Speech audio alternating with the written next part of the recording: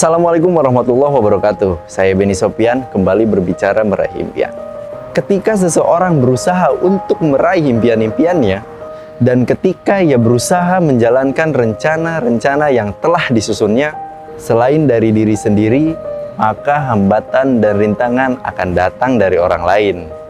Kunci menghadapi itu semua adalah dengan berpikir positif.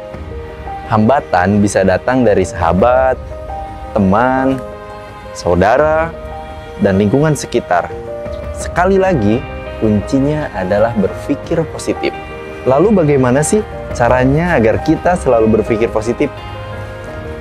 Cara mudah untuk selalu berpikir positif adalah selalu mengambil sisi baik dari setiap hal yang kita temui pada kesempatan pertama. Semua manusia dilahirkan dengan sisi baik dalam dirinya. Kita harus selalu berlatih dan membiasakan untuk lebih memperlihatkan sisi baik itu. Allah telah menciptakan alam semesta ini berpasang-pasangan. Ada wanita, ada pria. Ada malam, ada siang. Ada manis, ada pahit, dan lain-lain. Demikian juga dengan sisi diri kita. Ada sisi gelapnya, namun ada juga sisi terangnya. Nah, berusahalah setiap waktu untuk lebih mengutamakan sisi terangmu dan sebisa mungkin menutup sisi gelap dalam pikiranmu. Apa contohnya coba? Oke, kita ambillah contoh ketika kita bangun pagi dan kita buka jendela rumah. Ternyata hujan sedang turun dengan lebat. Nah, janganlah bereaksi dengan mengumpat. Ya, sial, hujan lagi nih, bakal terlambat nih gue. Tanpa sadar itu adalah reaksi negatif yang spontan kita ekspresikan pada saat melihat hujan turun. Alih-alih mengumpat, cobalah untuk mengekspresikan pikiran dengan ungkapan yang lebih positif.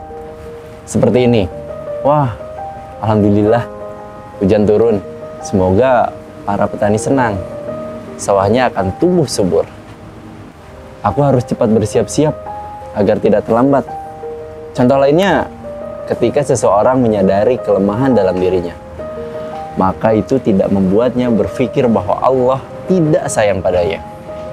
Ia juga bersyukur bahwa kelemahan yang dimiliki menjadikannya lebih bijaksana, tidak sombong, dan takabur. Ekspresi positif harus dilatih dan terus-menerus dibiasakan. Dan lama-kelamaan itu akan membuat kita menjadi pribadi yang penuh dengan rasa syukur.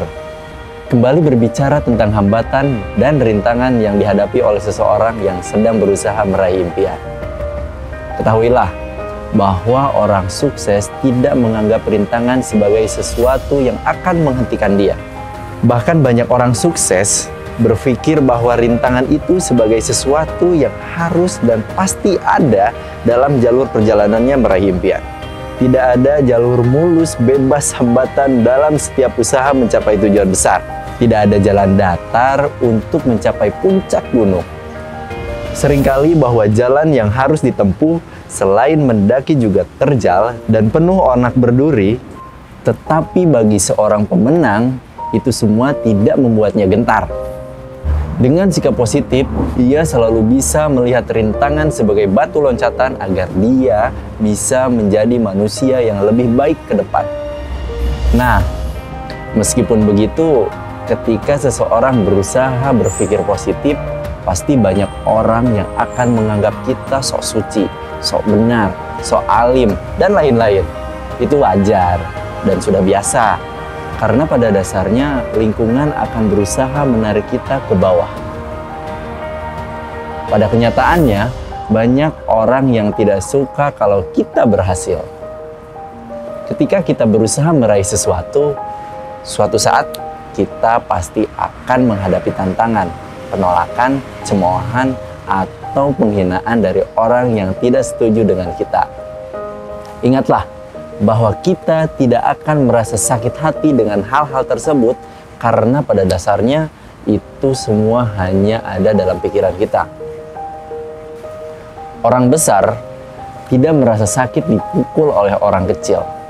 Cobalah lihat, ketika seorang anak kecil merengek-rengek karena tidak dibelikan mainan, dan ia menangis di pelukan ibunya sambil memukul-mukul bahu ibunya.